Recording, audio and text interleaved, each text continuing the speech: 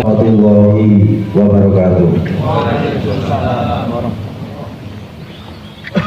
Alhamdulillah, alhamdulillahi rabbil alamin.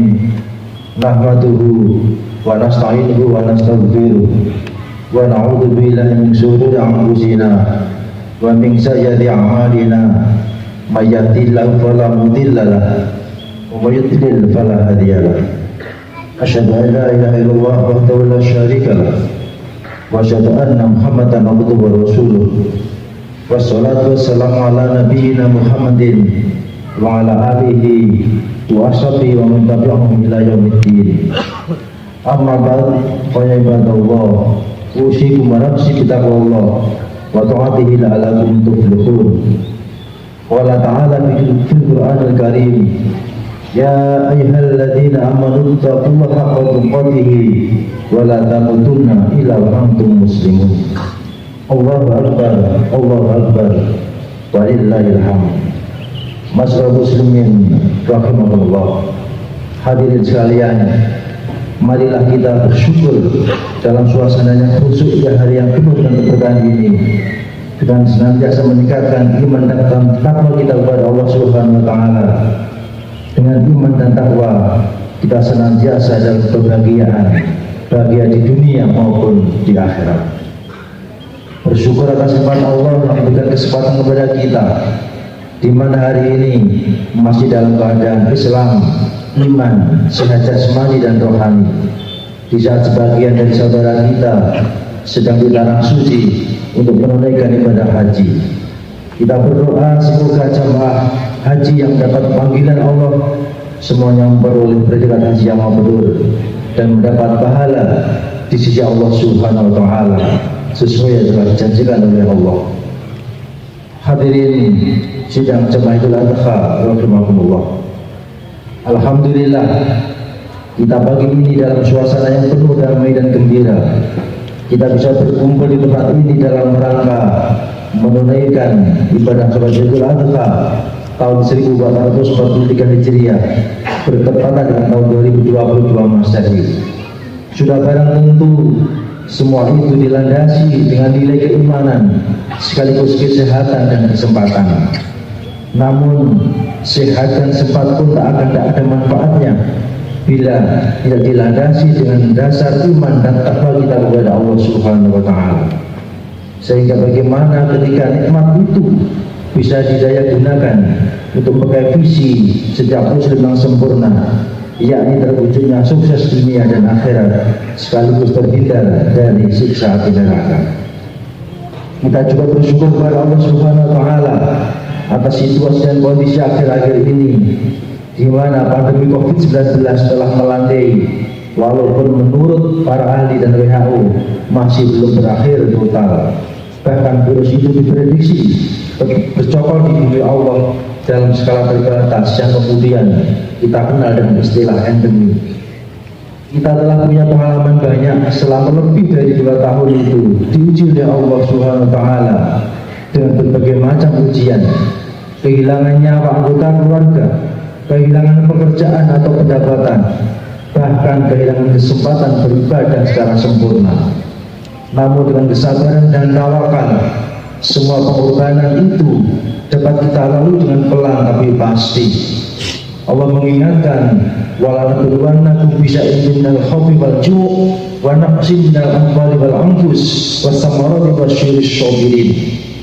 Kami pasti akan menguji kamu dengan sedikit rasa ketakutan, kelaparan, kekurangan harta, jiwa dan buah-buahan, dan sampaikanlah kabar gembira kepada orang-orang yang sabar. Al-Baqarah 155. Allahu Akbar, Allahu Akbar, walillahil hamd. Pada bulan Dzulhijjah dan Idul Adha seperti hari ini, kita kembali diingatkan dan memperingati sekaligus melaksanakan 2 peristiwa monumental yang kemudian menjadi syariat Allah Subhanahu wa taala melalui Nabiullah Ibrahim alaihissalam dan kemudian disempurnakan oleh Rasulullah Muhammad SAW. Tidak lain adalah ibadah kurban dan ibadah haji. 2 peristiwa itu saling berkaitan dan tidak bisa dipisahkan setidak-tidaknya dari sisi tujuan keberlakuan syariat atau maqasidus syariahnya. Alhamdulillah, setelah absen 2 kali atau 2 tahun, kini pada haji kembali dibuka oleh pemerintah Arab Saudi selaku Khadimul Haramain, membuka kembali dengan pembatasan kuota dan usia dalam pengelolaan protokol kesehatan. Indonesia sendiri hanya mendapat kuota kurang lebih 100.051 orang dari kuota normal 218.150 orang pada tahun 2019. Tentu saja itu merupakan kesempatan emas bagi yang tahun ini berangkat sebagai tamu-tamu Allah atau diyufur rahman. Kita doakan semoga mereka menjadi haji yang mabrur. Rasulullah bersabda, "Man haja falam yarfus walam yafsuk raja'a yauma la tajmu ummuhu." Barang siapa menunaikan ibadah haji sedang ia tidak berkata kotor dan tidak melakukan kefasikan, maka ia kembali pulang seperti saat dilahirkan oleh ibunya. Hadis riwayat Bukhari dan Muslim. Ibadah haji sebagai rukun Islam yang kelima adalah wajib ditunaikan bagi yang berkemampuan, yang dalam bahasa Al-Quran disebut sebagai istita'ah, mampu dalam pengertian secara luas, siap jasmani dan rohani, ada biaya, ada ilmu, dan ada kesempatan.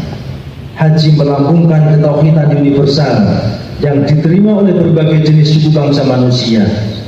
Semua rangkaian manasik haji dan tempat beribadatnya juga melambangkan kesucian tauhid, pembebasan diri dari kemusyrikan, kepasrahan total kepada kehendak ilahi, kesederhanaan dan bersama derajat manusia di hadapan Allah Subhanahu wa taala. Perlawanan jiwa kepada godaan dan bisikan setan yang terkutuk sebagai miniatur perjalanan manusia menuju akhirat, juga sebagai tempat bagi para hamba Allah untuk merenungi hakikat penciptaan dirinya.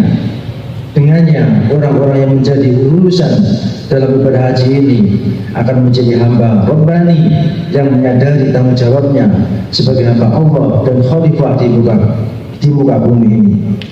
Dari ibadah haji kita bisa belajar banyak bagaimana Islam mengajarkan prinsip-prinsip keimanan yang total kepada Allah Subhanahu wa taala, berbarengan dengan prinsip persamaan antar manusia tanpa melihat latar belakang ras, suku, negara, warna kulit, bahasa, pendidikan dan seterusnya. Maha benar Allah Subhanahu wa taala ketika berfirman, "Ya ayyuhan nas, inna khalaqnakum min dzakari wa unsa wa ja'alnakum syu'uban wa qabaila lita'arafu, inna akramakum indallahi atqakum, innallaha alimun khabir." Hai manusia, sesungguhnya kami menciptakan kamu dari seorang laki-laki dan seorang perempuan dan menjadikan kamu berbangsa-bangsa dan bersuku-suku supaya kamu saling kenal mengenal. Sesungguhnya orang yang paling mulia di antara kamu di sisi Allah adalah orang yang paling takwa di antara kamu. Sesungguhnya Allah mengetahui lagi maha mengenal. Masyaallah muslimin rahimakumullah.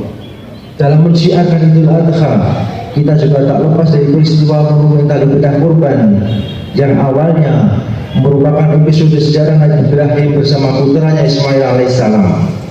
Bagaimana besar dan beratnya pengorbanan Ibrahim yang menanti sekian lama kehadiran anak, namun atas kehendak Allah Subhanahu wa taala, alih-alih putra itu lahir dan menjadi buah hati yang menyenangkan dipandang, Ibrahim justru diperintahkan oleh Allah untuk menyembelihnya.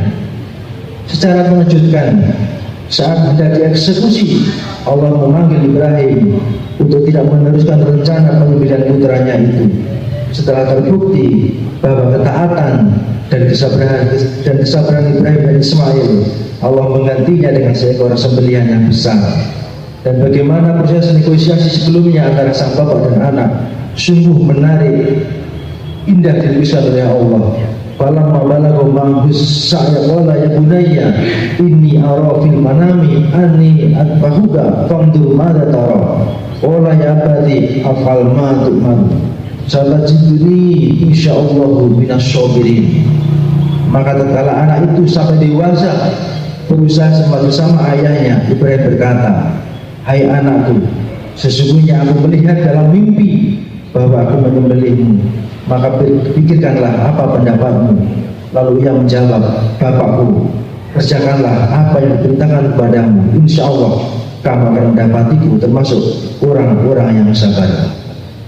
Hadirin rahimakumullah, baik ibadah haji maupun ibadah kurban semuanya bertujuan untuk mencapai kualitas ketakwaan kita kepada Allah Subhanahu wa taala. Dalam konteks haji disampaikan bahwa bekal terbaik untuk itu adalah ketakwaan.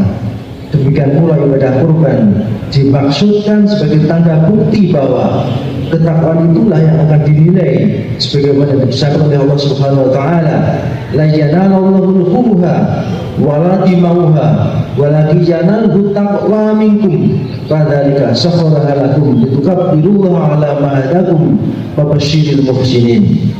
Daging hewan kurban dan darahnya itu sekali-kali tidak akan sampai kepada Allah Subhanahu wa taala, tetapi yang sampai kepadanya adalah ketakwaan kamu. Demikianlah dia menunjukkannya untuk kamu agar kamu mengagungkan Allah atas petunjuk yang dia berikan kepadamu, dan sampaikanlah kabar gembira kepada orang-orang yang berbuat baik. Dari peristiwa inilah menjadi dasar syariat berkurban bagi kaum muslimin yang memiliki kelonggaran, sebagaimana sabda Rasulullah wa Nabi radhiyallahu anhu qala Rasulullah sallallahu alaihi wasallam, man kana lahu sa'atan wa lam yudhaf fala yaqrabanna musallana. Dari Abu Hurairah radhiyallahu anhu berkata, Rasulullah sallallahu alaihi wasallam bersabda, barang siapa yang memiliki kelapangan rezeki dan tidak berkorban, maka janganlah ia mendekati tempat sholat kami. Riwayat Imam Ahmad dan Ibnu Majah. Hadirin rahimakumullah, menilik dari dialog Ibrahim dan putranya Ismail seperti yang tergambar di atas, ada beberapa ibrah atau pelajaran dan hikmah yang bisa kita petik untuk kehidupan pribadi, keluarga, masyarakat dan bangsa negara ini. Setidaknya ada 3 ibrah yang bisa kita petik. Yang pertama, ketaatan Ibrahim dan putranya kepada Allah Subhanahu wa taala merupakan manifestasi dari keimanan yang sempurna. Hal ini sekaligus menandakan bagaimana keberhasilan Ibrahim menanamkan nilai-nilai tauhid kepada keluarga. Dalam konteks pendidikan agama dalam keluarga, memang nilai-nilai akidah harus disemaikan terlebih dahulu sejak dini sebelum lainnya, seperti dicontohkan Luqman pada putranya. Wa idh qala Luqman li ibnihi wa huwa ya'idhuhu ya bunayya la tusyrik billah inna syirka la dzulmun 'adzim. Dan ingatlah ketika Luqman berkata kepada anaknya ketika dia memberi pelajaran kepadanya, wahai anakku, janganlah engkau mempersekutukan Allah, sesungguhnya mempersekutukan Allah adalah benar-benar kezaliman yang besar. Setelah nilai-nilai tauhid tertancap erat pada kalbu anak-anak, barulah mengajarkan syariat lainnya yang ditanamkan seperti sholat, puasa dan lainnya. Pada saat yang sama juga ditanamkan nilai-nilai akhlak dan adab sehingga sempurnalah dimensi agama dalam diri anak-anak kita. Prakteknya bisa saja berbarengan, disesuaikan dengan usia dan kemampuan tumbuh dan berkembangnya anak-anak kita. Berbagai riset menunjukkan keluarga tanpa dilandasi oleh nilai keimanan yang kuat hanya akan menjadi kumpulan manusia-manusia yang gersang di dalam hatinya. Ibrahim yang kedua, meskipun sudah jelas bahwa perintah menyembelih putranya datang dari Allah Subhanahu wa taala, namun Ibrahim tetap menghargai jati diri Ismail. Sang bapak tetap meminta pendapat calon kurban si Ismail itu.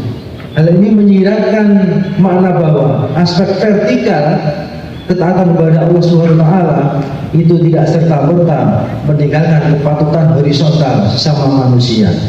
Keduanya berjalan berkelindan dalam satu pancaran semangat keberagamaan yang harmonis, seimbang dan terpadu.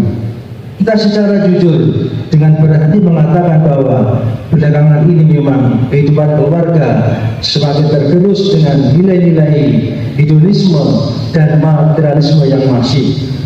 Degradasi moral ini makin terasa seiring dengan kemajuan pengetahuan dan dimanjakan fasilitas teknologi dan komunikasi.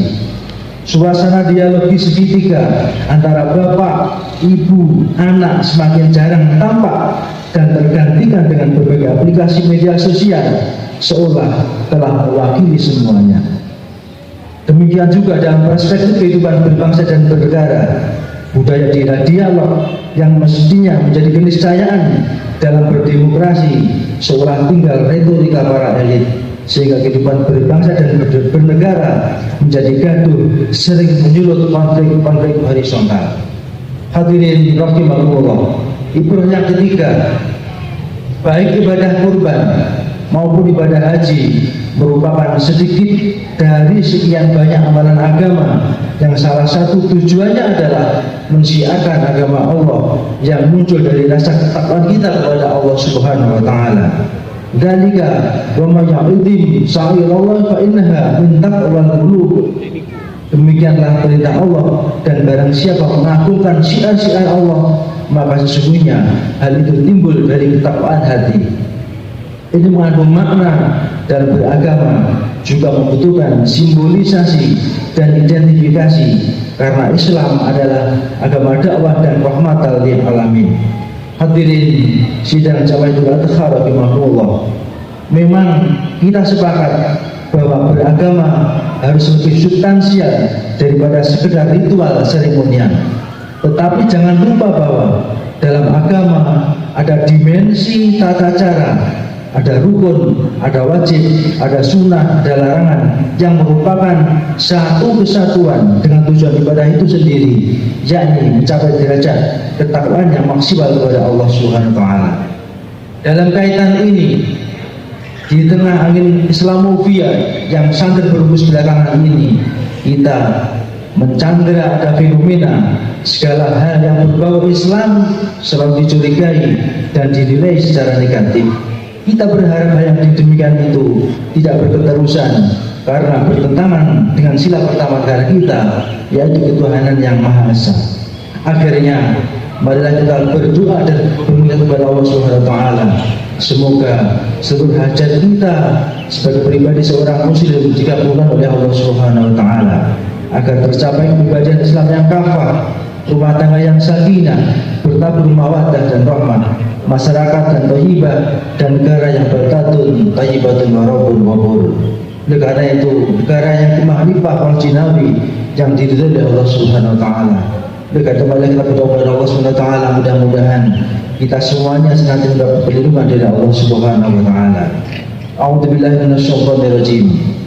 Innallaha wa malaikatahu yusholluna 'alan nabi ya ayyuhalladzina amanu shollu 'alaihi wa sallimu taslima.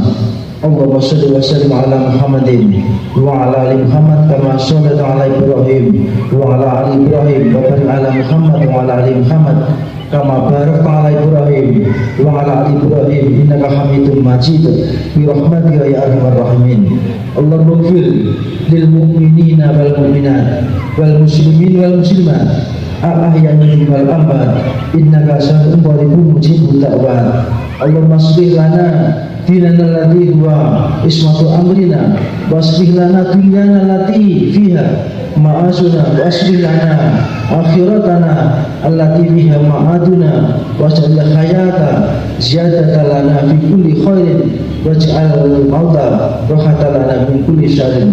Ya Allah, perbaikilah agama kami untuk kami, karena yang merupakan benteng bagi urusan kami. Perbaiki dunia kami untuk kami, yang ia menjadi tempat hidup kami. Perbaikilah akhirat kami, yang menjadi tempat kembali kami. Jadikanlah kehidupan ini sebagai tambahan bagi kami dalam setiap kebaikan, dan jadikan kematian kami sebagai kebebasan bagi kami dari segala kejahatan. Rabbana waj'alna muslimaini laka wa min dzurriyyatina ummatan muslimatan laka wa arina manasikana wa tub 'alaina innaka antat tawwabur rahim. Ya Tuhan kami, jadikanlah kami orang tua yang tunduk patuh kepada Engkau, dan jadikanlah di antara anak cucu kami umat yang tunduk patuh kepada Engkau, dan tunjukkanlah kepada kami cara-cara dan tempat-tempat ibadah kami, dan terimalah taubat kami. Sesungguhnya Engkaulah yang maha penerima taubat, lagi maha penyayang. Allahumma ja'al hajat hajhum hajat maghfurah wa sya'yan mashkurah wa tamam maghfurah والرجال dalam kabur. Rabbana ighfir lana wa li ikhwanina alladziina sabaquna bil iman wa la taj'al fi qulubina illa lil ladziina amanu rabbana innaka ra'ufur rahim. Rabbana atina fid dunya hasanah wa fil akhirati hasanah wa qina adzabannar. Walhamdulillahi rabbil alamin. Assalamualaikum warahmatullahi wabarakatuh.